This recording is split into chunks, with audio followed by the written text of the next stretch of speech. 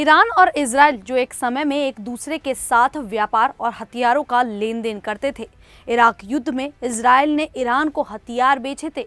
वो दोनों देश आज एक दूसरे के कट्टर दुश्मन बन गए हैं और ये टकराव शुरू हुआ 1982 के लेबनान युद्ध से, जब ईरान ने लेबनानी शिया समुदाय और फिलिस्तीनी आतंकवादी समूहों का समर्थन किया।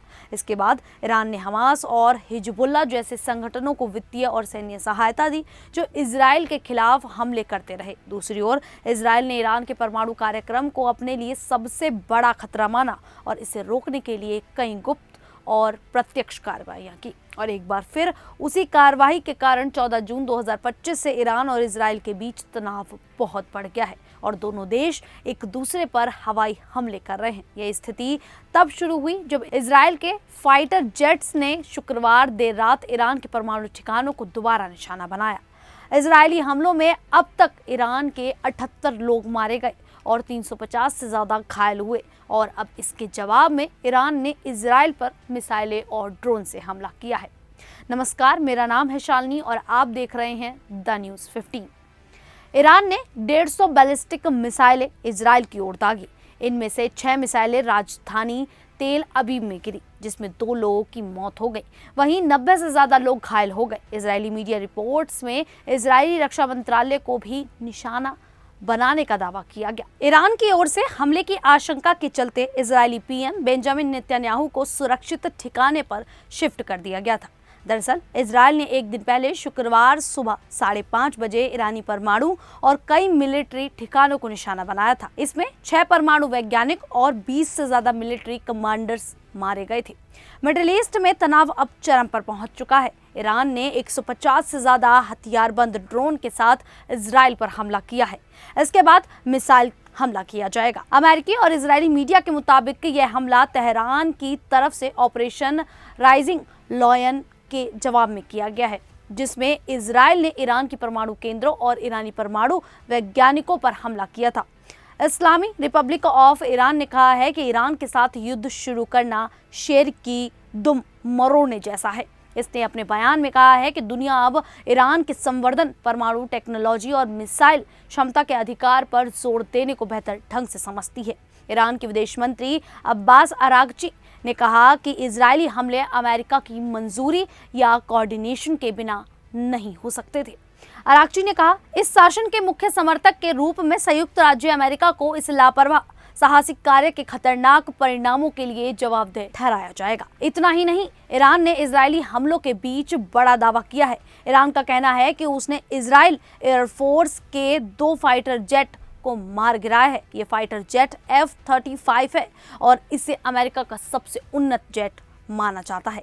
ईरान ने F-35 चलाने वाले एक पायलट को भी पकड़ने का दावा किया है। तेहरान टाइम्स के मुताबिक ये फाइटर जेट जैसे ही ईरान के एयर स्पेस में आया, उसे ईरान ने मार गिराया, जिसके बाद पायलट पैराशूट के जरिए नीचे उतर गया। पायलट के नीचे उतरते ही ईरान के अधिकारियों ने पकड़ लिया।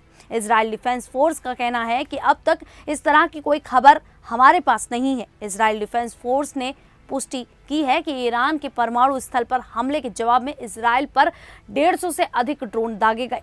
आईडीएफ ने यह स्पष्ट नहीं किया है कि वे इजराइल कब पहुंचेंगे, लेकिन आईडीएफ ने कहा है कि ऐसे ड्रोनों को इजराइल पहुंचने में कई घंटे लगेंगे। आईडीएफ प्रवक्ता एफी डेफ्रिन ने शुक्रवार सुबह एक प्रेस कॉन्फ्रेंस में बताया कि ईरान ने हाल के घंटों में इजराइल की ओर 150 से ज्यादा ड्रोन लॉन्च किए थे। उन्होंने ये भी बताया कि 200 से ज्यादा आईडीएफ विमानों ने 330 से ज्यादा गोला बारूद के साथ ईरान में 100 से ज्यादा ठिकानों पर हमला किया है। हालांकि उन्होंने यह स्पष्ट नहीं बताया कि वे इजराइल कब पहुंचेंगे, लेकिन अप्रैल 2025 में ऐसे ड्रोन को इजराइल पहुंचने में कई घंटे लगेंगे। उस ईरानी हमले और अक्टूबर 2024 में तेहरान द्वारा इजराइल पर किए गए दूसरे हमले के दौरान इजराइल के पास अमेरिका, ब्रिटेन, फ्रांस और अन्य देशों का एक व्यापक गठबंधन था जो इसे बचाने में मदद कर रहा था। लेकिन इस बार फिलहाल ये साफ नहीं है कि इजराइल के पास ऐसा कोई गठबंधन है या नहीं। फिलहाल ये तय नहीं है कि इजराइल ने अपने ही दम पर इस जंग को शुरू किया है या अमेरिका से मदद मिल रही है। ईरानी ड्रोन को इजराइल भेजे जाने के वीडियो सामने आए हैं, जिसमें पता चलता है कि ड्रोन को शायद ईरान की तरफ से बैलिस्टिक मिसाइल हमले से पहले इजरायली एयर डिफेंस को इंगेज करने के लिए छोड़ा गया था, जिससे इजरायली एयर डिफेंस के पास ईरानी बैलिस्टिक मिसाइलों को रोकने का वक्त न हो और इजराइल में ज्यादा से ज्यादा नुकसान हो।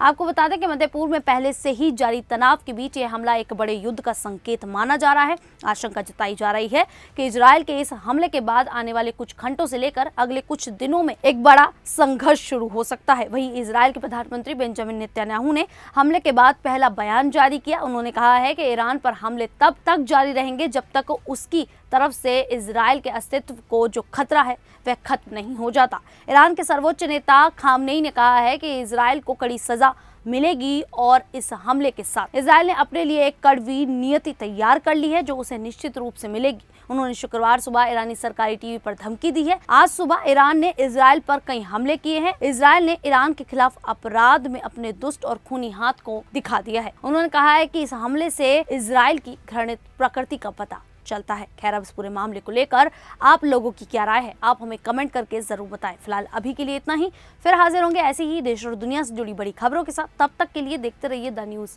15।